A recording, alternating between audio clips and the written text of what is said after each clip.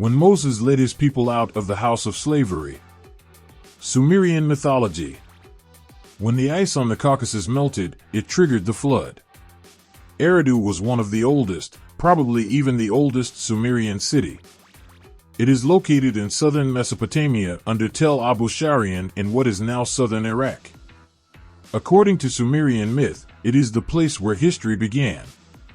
In the Sumerian king list, Eridu is mentioned as the city of the first, mythical, kings Alulim and Alaugr. This undoubtedly puts it at the beginning of a chain of city foundations. Unlike earlier places like Jericho or Catalhoyuk, it was the starting point of a civilization, the first city worthy of the name. Its village precursors date back to the pre-Sumerian period up to the 6th millennium BC. Eridu housed the main sanctuary of Enki, the Sumerian god of fresh water and the creative spirit, which shows its special position among the cities. Alongside the sky god Uruk and the wind god Enlil, Nippur, it belongs to the highest Sumerian triad of gods. Enki, the lord of the earth, or Akkadian Ea, is related to Western translated Aya, he lives, is the name of the Sumerian god of wisdom and ruler of the lower part of the cosmic freshwater ocean, in the interior of which the god Enlil created air and earth. Enki is also considered the god of craftsmen, artists, and magicians. Enlil represents the council chairman of the Sumerian alliance of gods. The Anunnaki party around Anu owns the upper sky, while the Ijigu party around Enki owns the earth below. The tablets of fate are the symbol of rule over the universe in Mesopotamian mythology. They were chosen by Mami, the mother goddess, for Enlil. In later times, the Babylonian Marduk, who was replaced for a time by the usurper Gilgamesh, and the Assyrian Assur were also masters of the tablets of fate. These, presented as clay tablets with cuneiform writing and engraved cylinder seals, were understood as a permanent legal document that gave the god Enlil his highest authority as ruler of the universe. The Anunna, who are of the seed of Anu, represent the divine council of elders of women in Sumerian religion. The Anunna were also given the title, the Great of the Great Gods. The Anunna do not correspond to the Anunnaki in Akkadian tradition, as they did not hold the rank of underworld gods and are not men. Overlord, Brave One, Inanna is called the proudest of all Anunna deities, whose orders make the other Anunna crawl. Without Inanna, no sophisticated council decision is approved, because women have the right to vote. When the gods had to work like humans, there was a dispute between the upper Anunnaki and the Ijigu, the male lower gods. While the latter were responsible for securing the supply of the land by creating irrigation canals, for which they dug out the beds of the Euphrates and Tigris rivers, the female Anunnaki ruled from above, presumably watching over the implementation of their plans and accordingly dividing up the fruits of this major civilizing project, which transformed the arid steppe Eden into a blooming garden at their discretion. Due to the difficulty of their work, however, the male Ijigu felt overwhelmed and began to rebel against the upper gods. At night they surrounded the dwelling of Enlil, who was considered the main god of Sumerian culture, the creator of air and earth in the midst of the cosmic waters. Enlil was surprised and called for Anu and Enki. Nusku, one of Enlil's sons and ambassador, tried to negotiate with the rebellious party, but found that there was nothing to negotiate and was unsuccessful. Enlil then asked the mother goddess Nintu to create humans. Nintu explained that he could only do this with the active help of the male Enki. Enki, who agreed, then advised the assembly of all the gods to first purify themselves before everything else. Amidst drum beats, he then began to create the being Wademu. In the gardens and on the streets, the wife and husband wooed each other. The wombs are gathered, Nintu sits, counting the months. The 10th month came, then she opened the womb. I have created, my hands did it, the midwife may the consecrated one rejoice.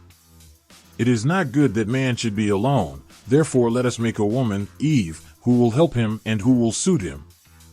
1,200 years later, people had multiplied to such an extent that their noise disturbed the gods.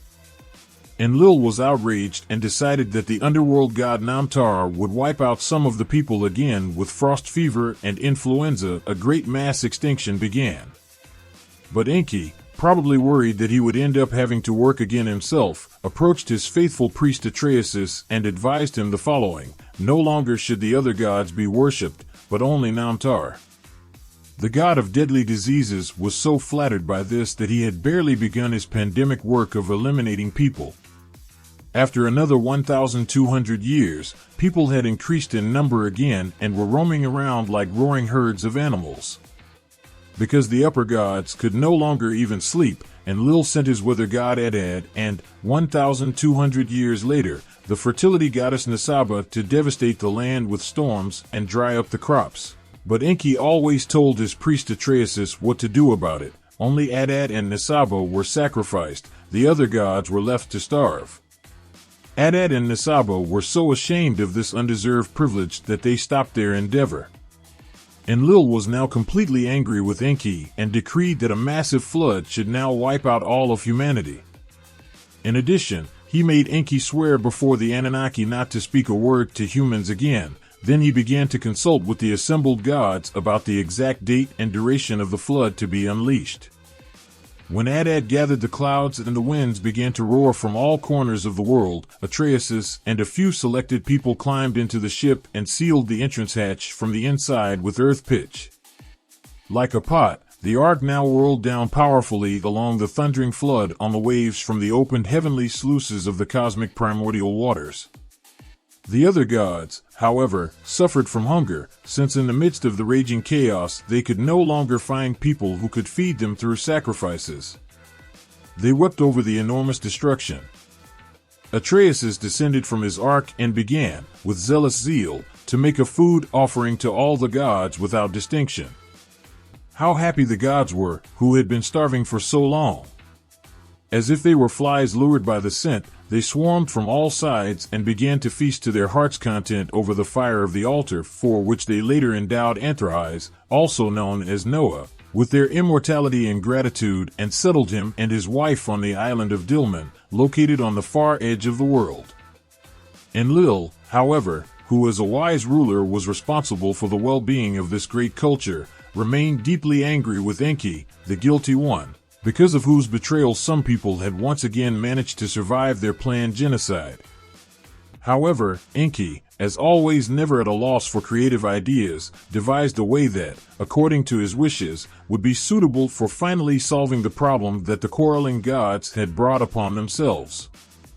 He ordered that people would now be made aware of suffering and death from birth, that there would be infertile and untouchable women, and that their lifespan would be severely limited from the start, biblically to 120 years, in the hope that their reproduction would be regulated in the future. With this promise that the gods would have enough living space of their own on earth for all time, Enlil was able to content himself and make peace with Enki. Anu was not the first god and lord. And after him came Enlil. And after him came Enki. And Enki had 3 sons. Anu, he is assigned the number 60. Anu, in Babylonian mythology, Anu continued to be worshipped as the sky god and king of the gods. His equivalent god in Akkadian mythology was Anu, who was also considered the supreme god and ruler of heaven. Number 50.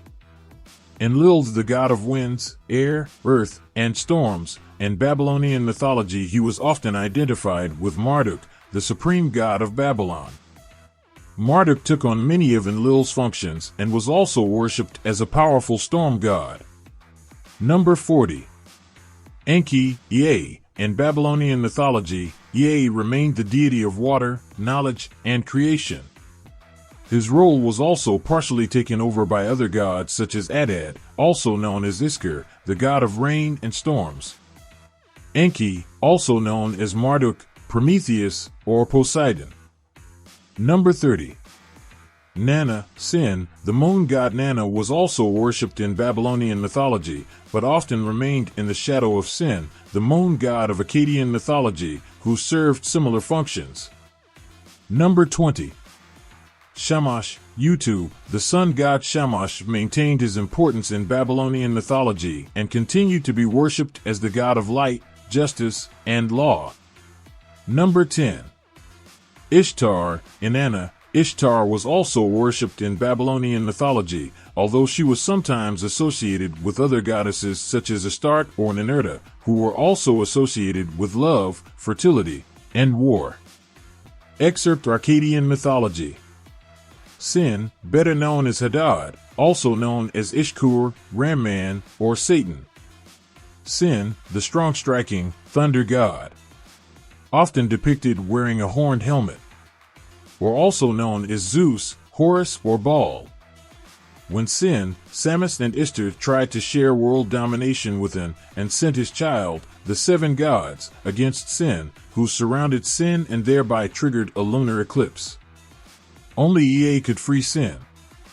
And so the sons broke the alliance with the god Anu, the Father, the Lord, and the Holy Spirit.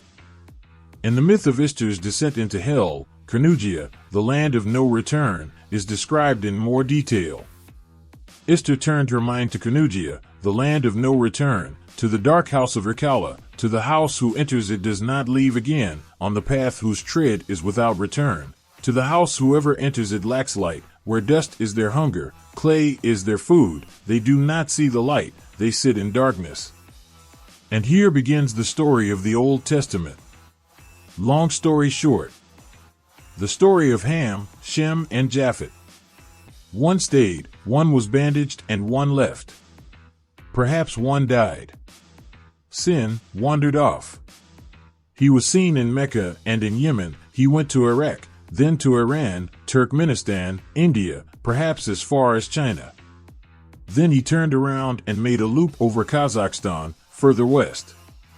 He founded a city and then a new city and so on and so forth. Act 1. The Cradle of Chaos. In the dawn of eternity, only chaos existed, a shapeless, seething abyss resting in the depths of the cosmic ocean. This chaos was the archetype of the void, an undifferentiated mass that knew neither form nor structure. From this infinite darkness, this shapeless nothingness, emerged the first divine being, an entity without name, without contour. This being, born from the deepest layers of chaos, was the pure expression of the source. It was neither male nor female, not a deity in the traditional sense, but rather an abstract essence of creation. His existence was a mystery, and his face was shrouded in a shimmering veil of darkness. In the swirling tides of chaos this divine being took form, his presence creating vibrations that shook the foundations of non-existence. The birth of the Chaos God marks the beginning of the Theogony, an epic of creation that emerged from the void. The Chaos God, who did not yet have an identity, looked into infinity and recognized the potentials in his womb. His power extends across the infinite darkness, and his thoughts form the seeds of existence. The Chaos God was the origin, the seed from which everything would arise. In an act of pure will, the Chaos God initiated the first movement. His form, moving between form and formlessness, created a creative force that filled the empty spaces of chaos with life. The darkness was permeated by an unspeakable energy that weaved through the deepest levels of existence. And so began the cradle of chaos, in which the first shadows of existence germinated. The Chaos God, in his timeless wisdom, formed the building blocks of creation and directed the currents of eternity. The Theogony had its origins in this mysterious act of birth, and the stage was set for the unfolding of the divine drama that would reveal the mysteries of the universe. Act 2. The birth of Nyx and Erebus. The darkness of chaos slowly dissolves, forming a majestic figure of which no clear contours could be seen. This being, born from the infinite void, carried the essence of the origin. It was chaos itself breathing life into its own shadows. From the deep shadows of chaos, two figures finally emerged, twins of rare beauty and sublime power. Nyx, the goddess of the night, was the embodiment of the mysterious darkness. Her long, black veil stretches over the horizon, and her eyes reflected the endless expanse of the starry sky. Beside her stood Erebus, the god of darkness, whose presence manifested itself in the hidden corners of the world. Nyx and Erebus, bound together by the invisible threads of origin, gazed at the universe spread out before them. Darkness, united in their uniqueness, created a realm of silence and mystery. In the shadows of their existence, the stars danced and the mysteries of the night began to unfold. The goddess of night and the god of darkness recognized their power and responsibility. Nyx spread her veil across the sky, creating the first night that enveloped the world in a deep sleep. Erebus walked through the darkness, roaming the deep chasms and hidden recesses of the universe. Where his foot touched the ground, places of mysterious silence and invisible shadows emerged. But their connection went beyond mastering the darkness. In their union, Nyx and Erebus gave birth to additional divine beings who further shaped the foundations of the universe. Their descendants would populate the earth and light the skies with their presence. The story of Nyx and Erebus was not only one of darkness and night, but also of partnership and creation. Together they controlled the fate of the universe, their presence permeated the stars, and their love for the deep mysteries of the night was a gift to the world. Thus Nyx and Erebus left their mark on the vastness of the Theogony, a legacy that celebrated the darkness in its sublime beauty. Act 3. The Emergence of Eros and Gaia. In the realms of creation that emerged from the primordial chaos, the divine drama continued to unfold. The divine power that emanated from the chaos god created harmony between the elements that had formed the universe. In this creative dance, Nyx and Erebus, the children of the first darkness, became the creators of a new era. Nyx, the goddess of the night, enveloped the universe in her black veils. Her eyes reflected the depths of the starry sky, and in her presence rested the mysterious silence of the darkness. Beside her stood Erebus, the lord of darkness, whose figure roamed the hidden corners of the cosmos. Together they created a realm of tranquility and unsolved mysteries. The love between Nyx and Erebus was deep as the ocean of chaos from which they were born. In their union, a divine synergy was revealed that maintained the balance between light and darkness. But their purpose went beyond shaping the night. Nyx and Erebus were called upon to lay the foundations of the universe. So Nyx, born by the infinite darkness, gave birth to the land and the sky, and in her womb came into being Gaia, the goddess of the earth. Gaia, of immeasurable beauty, spread her arms and formed the foundation upon which life would flourish. Her body bore the traces of the elements and her skin shimmered with the colors of fertility. Nyx also gave birth to Eros in his majestic splendor, finding joy in the secret recesses of the cosmos where his dark wings blurred the boundaries between reality and the unfathomable. Nyx and Erebus, Gaia and Eros, they formed a divine pantheon that shaped and controlled the world. The elements merged in an act of sacred union, and the foundations of the universe were forged by the combined power of darkness and light. The arc of Theogony continued to expand, and the gods continued their creation as guardians of cosmic harmony and preservers of eternity. The universe pulsed to the rhythm of divine creation as the children of Gaia and Nyx entered the circle of eternity. Gaia, mother of the earth, gave birth to the mighty Titans, whose powers dominated the elements and shook the foundations of the cosmos. The Titans, children of earth and sky, rose to become powerful rulers of the world. Kronos, the mightiest of the Titans, seized power and reigned over an era that became known as the Titanomachy. But among the Titans there were those who put their divinity in the service of good. Prometheus, the wise Titan, gave humans fire and knowledge, while Epimetheus blessed animals with unique gifts.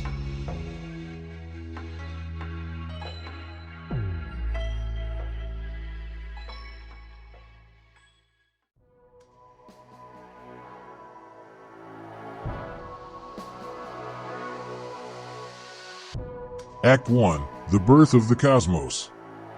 The cosmos unfolds its majestic existence with the appearance of the six primordial deities, Chaos, Gaia, Tartaros, Eros, Erebos, and Nyax.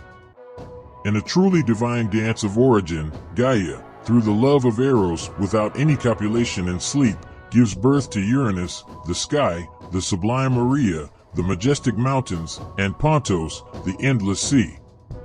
Nyax and Erebos unite to produce Aether, the airy sphere, and Hemera, the radiant day. From the divine union of Gaia and Uranus arise the mighty Titans, the mighty Cyclopes, and the terrible Hecaton chairs. But Uranus, in order to maintain his power, banishes his children to the depths of the earth and prevents Gaia from being born. This injustice ignites the anger of Gaia, and she hatches a plan to overthrow Kronos, one of her Titan sons. On her advice, Kronos emasculates his father with a sharp sickle and throws the dishonored member into the foaming waters of the sea. So Kronos becomes the ruler of the second generation of gods. From the blood that drips from Uranus' mutilated member onto Gaia rise the fearsome giants, the avenging Erinyes and the graceful Melian nymphs. And from the seed of the member thrown into the depths of the Pontus arises the enchanting Aphrodite, goddess of love and beauty. The epic tale now leads to the descendants of Nyax, the children of Pontos and the offspring of the Titans Oceanus and Tethys, the Oceanids and the rushing rivers. The genealogy continues to unfold with the descendants of the Titans Thea and Hyperion, the Titan Cryos with the daughter of Pontus Eurbia, and the Titans Phoebe and Koios. Finally, the descendants of Kronos and Rhea are listed: Hestia, Demeter, Hera, Hades, Poseidon, and the mighty Zeus. Act 2. The Prophecy and the Cunning of Rhea. Uranus, heaven itself and ruler of the cosmos, incurred the wrath of his wife Gaia, the goddess and personification of the earth. Their children, the Hecaton chairs and the Cyclopes, were pushed back by Uranus into Tartarus, the deepest abyss in Gaia's body. The earth shook with pain and Gaia vowed revenge. In an act of rebellion, Gaia created a massive sickle and called forth the Titans, 6 sons and 6 daughters, whom she once fathered with Uranus. Kronos, the youngest of the Titans, agreed to overthrow his father. Armed with the sickle, he lay in wait. When Uranus united with Gaia, Kronos attacked, and with a single cut he severed the sky god's genitals. The blood or seed of Uranus fell to the earth and gave birth to the giants, Erinyes and Meliads. Kronos ascended the throne of Uranus and imprisoned the Hecaton chairs, Cyclops, and newborn giants in Tartarus. Uranus's cries of pain echoed throughout the cosmos as Kronos, his own son, rose up against him. The kingdom of heaven trembled before the fall of its former ruler. The blood of the violated Uranus that dripped to the earth gave birth to terrible creatures, giants, Erinyes, and Meliads, who spread their dark presence across the land. Kronos, now on the throne of heaven, not only imprisoned the Hecaton chairs, the Cyclopes, and the newborn giants in Tartarus, but also the darkness in his own heart. An air of disaster hung over Olympus as the Titans wielded their power. But Gaia, the mother of all, could not forget the pain that Uranus had inflicted on her. In her anger, Gaia prophesied to Kronos that his own fate would be similar to his father's. The vengeance of heaven would rain down on him at the hands of his own children. But Kronos, blinded by fear and lust for power, laughed at the earth goddess's words. The Titans ruled with an iron hand while Gaia plotted in secret. The time would come when the Titans would have to pay for their actions, and Gaia trusted that their descendants would follow the path of justice. In the shadow of the Titans' rule, Gaia forged a new alliance. The Titans, once united against Uranus, began to distrust each other. Koios, Cryos, Hyperion, Iapetos, Atlas, and Menoetios had their own ambitions, and the neutrals Okeanos, Thea, Rhea, Themis, Mnemosyne, Phoebe, and Tethys kept their secrets. The stage was set for the fateful drama that pitted the gods of Olympus against the Titans. a massive conflict that would shake the boundaries between heaven and Tartarus. While the Titans ruled the skies and permeated the universe with their dark power, Gaia hatched a desperate plan. Kronos, who had devoured his wife Rhea's siblings to avoid the prophesied rebellion, was a ruler of cruel nature. But Rhea, the wise sister and wife, hid her sadness and thought about the fate of her newborn son Zeus. When the time came to give birth to Zeus, Rhea devised a ruse. She presented Kronos not with her own flesh and blood, but with a stone wrapped in swaddling clothes. Kronos, blinded by lust for power, devoured the supposed heir, unaware that Rhea had brought the true descendant to safety. The caves of the Dictys Mountains in Crete became the hiding place for the young Zeus. Here, far from divine intrigue, he grew up under the protection of the goat Amalthea and the Quirites. His true origins remained hidden from Kronos, who continued to maintain the Titan reign in the belief in his safety. The young Zeus was instructed in the arts of warfare by the Quirites and nurtured by Amalthea. Meanwhile, a desire for justice for the sins of his father and his uncles, the Titans, simmered in his heart. Act 3: The War of the Gods. As the day of reckoning approached, Zeus, now grown and endowed with a powerful magic potion by the goddess Métis, sneaked into Kronos' palace. The stone, the swallowed siblings, and the unrelieved screams of the Hecatonchii Zeus forced Kronos to choke them all out. The earth shook from the force of the liberated beings, and the heavens seemed to open up. The throne of Uranus, once overthrown by Kronos, was now to be ascended by Zeus. But Gaia warned her grandson of the shadows of prophecy that hung over his rule. The thunderbolt, symbol of emerging power, was now supposed to place the threads of fate in the hands of the gods of Olympus. Freed from the entrails of Kronos, the siblings Zeus, Hades, Poseidon, and the goddesses Hestia, Demeter, and Hera gathered together to stand together against the Titans.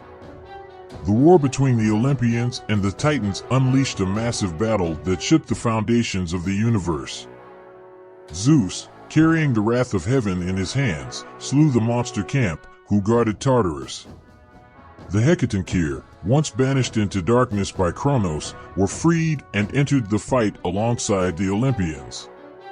They hurled huge stones at the Titans, while the Cyclops helped the young Zeus create his most powerful ally, the Thunderbolt. The Cyclops forged not only Zeus's massive thunderbolt, but also Poseidon's trident and a helmet that gave Hades invisibility. The weapons of the gods were forged, and the heavens trembled with the impending battle that would decide the fate of the world. Years of war took place, a decade of tireless battles between the Olympians and the Titans. But ultimately the power of the Olympians proved to be superior. The Titans Koios, Cryos, Hyperion, Iapetos, Atlas, and Menoetios were defeated, their once proud thrones destroyed. After the battle, the brothers Zeus, Poseidon, and Hades shared control of the universe. Zeus ascended to the throne of heaven, Poseidon ruled the sea, and Hades became ruler of the dark underworld. The Titans were imprisoned in Tartarus, guarded by the Hecatonchires, who were once their tormentors. Neutral Titans like Mnemosyne and Prometheus retained their position. But there was a special punishment for Atlas and Kronos. Zeus, willing to preserve the balance of the world, condemned Atlas to carry the sky for all eternity, while Kronos, the former ruler of the cosmos, was destroyed by Zeus with his thunderbolt. The world now obeyed the Olympians' orders. Zeus and his gods were able to defend their dominance not only against the Titans, but also against the later attack of the giants that the earth goddess Gaia had conjured up. Since then, Zeus reigned as the undisputed ruler of heaven, and the gods of Olympus controlled the fate of the world according to their will. So the epic battle ended, and Olympus triumphed over the ancient powers that once ruled the cosmos. The era of the Olympians had begun, and the gods ruled the sky, the sea, and the underworld with an iron hand. Under the leadership of Zeus, the world was forced into divine order, and the Hecatonchires watched over the captured Titans and Tartarus. But the universe, ruled by divine power, was not free of shadows. The prophecy once spoken by Gaia still echoed in the halls of Olympus. Zeus, entrenched in his rule, viewed his own children with suspicion. The wheel of fate turned relentlessly, and the earth goddess's warnings were not forgotten. The gods of Olympus, while ruling over mortals, discovered their own weaknesses and passions. Intrigue and infighting crept into the heavenly ranks, and the harmony that once filled the heavens was threatened by dark clouds. Nevertheless, the Olympians remained the undisputed rulers of the world. They emerged from the shadows of their ancestors and illuminated the universe with divine splendor. Their names were revered in the hearts of mortals, and temples to the gods stood tall. The sky, once the scene of rebellion and war, was now dominated by the radiant figures of the Olympians. The thunderbolt of Zeus illuminated the darkness, the trident of Poseidon ruled the waves, and the helmet of Hades veiled the paths of the underworld. Thus ended the epic chapter of the Titan Wars, and the story of the Olympians continued. The universe, guided by the threads of fate, experienced an era of divine peace, which, however, was always threatened by the shadows of prophecy.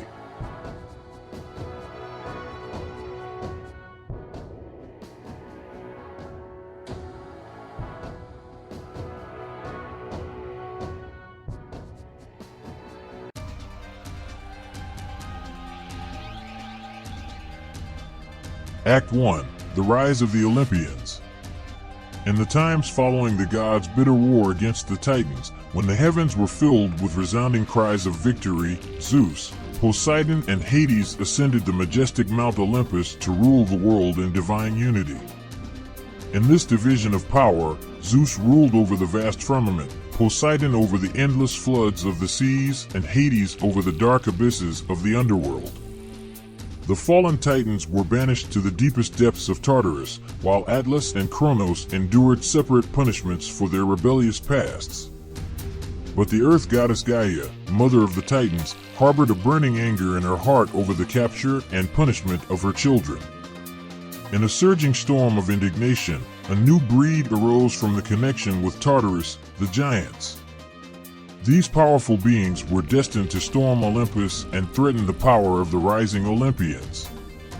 Gaia, inflamed with rage, reflected her fury in the giants, driving them to hurl massive rocks and burning trees toward the sky.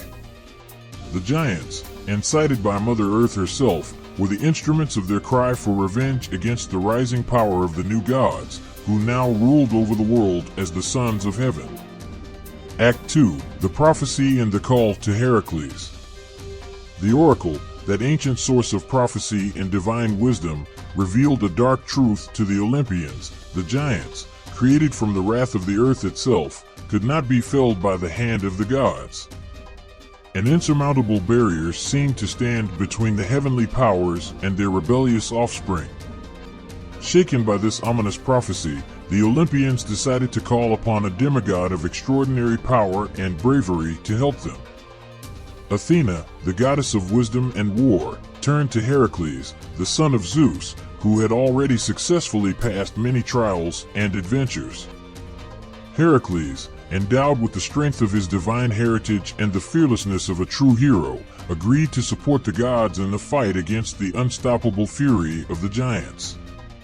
His bow, strung with arrows, he soaked in the poisonous blood of the Hydra, a deadly weapon designed to pierce the mighty giants. In the first battle that raged across the heavenly realms, Heracles demonstrated his unsurpassed skill with the weapon. Alcyoneus, one of the strongest giants, fell to a well-aimed arrow from the demigod. The giant's towering presence, once proud and indomitable, eroded before the power of Heracles. But the second most powerful giant, Porphyrion, attacked Hera and Heracles in an attempt to kidnap the goddess. At this critical moment, Zeus hurled a bolt of lightning that struck the giant, and Heracles followed up with an arrow that knocked Porphyrion to the ground. The gods, united in their resistance against the rebelling giants, fought with united strength. Ares, the god of war, charged into the thickest crowd of giants on his mighty chariot. His lance pierced the mighty Peloros, but it was only when Heracles intervened with another arrow that the giant sank to the ground, defeated forever. The battle raged on, with each of the Olympian deities doing their part to bring down the rebelling giants. Apollo and Heracles struck the giant Ephialtes together. Their arrows pierced his eyes unerringly, and the giant fell to the ground.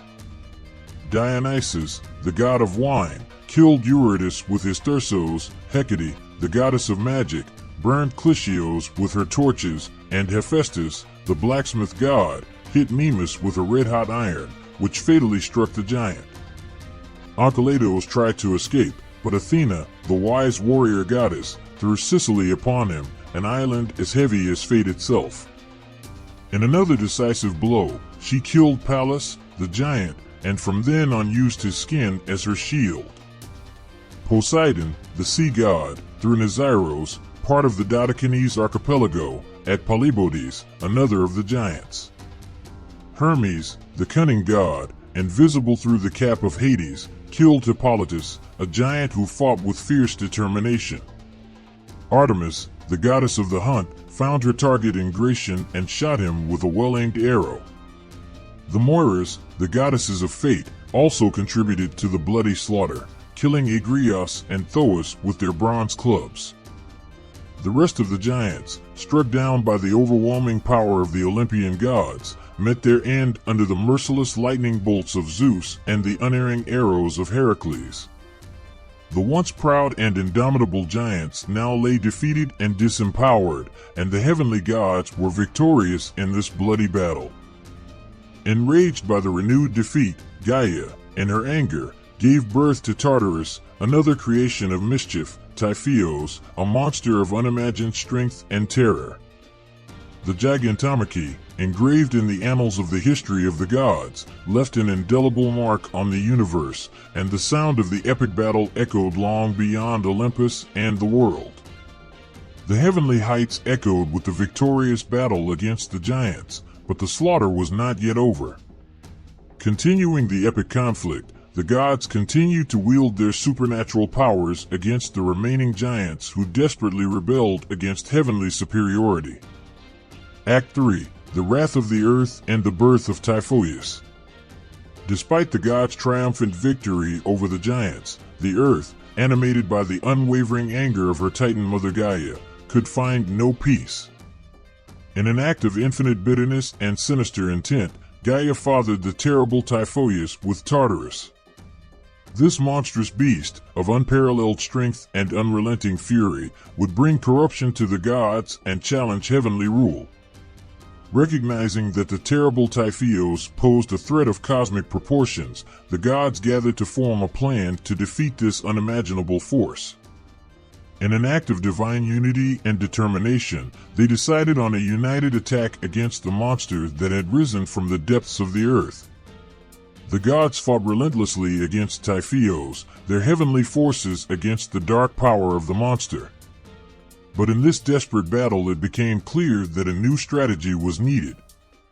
At a crucial moment, Zeus realized the true nature of Typhon's power. It was not just the brute force of the earth, but the inseparable connection with Tartarus, the deepest abyss of hell. With this realization, the gods gathered their forces and focused on breaking the connection between Typhon and Tartarus. Zeus, as Lord of the Sky and Lightning, hurled a mighty bolt of lightning at Typhon, piercing the darkness and severing the connection to the deepest abyss of Tartarus. The moment the connection broke, Typhon lost power. The darkness receded, and the monster trembled under the divine wrath. The gods seized this crucial moment and combined their forces in a final joint attack. Lightning, waves, cunning, and divine strength merged into an all-pervading light that engulfed Typhon. The terrible monster screamed in its final desperation and was consumed by the overwhelming divine power. Darkness gave way to light, and the earth shook with the final cries of the defeated Typhon. The cosmic order, exhausted by the union of divine powers, triumphed over chaos. The former terror that had risen from the depths of the earth was vanquished by the all-pervading power of Olympus. So ended another chapter in the never-ending saga of the gods and their trials. The gods, strengthened by their victories and guided by their wisdom, looked to the future. In the stars and on the peaks of Olympus could be seen the signs of a new era, an era in which the gods would continue to watch over heaven and earth to preserve the cosmic order.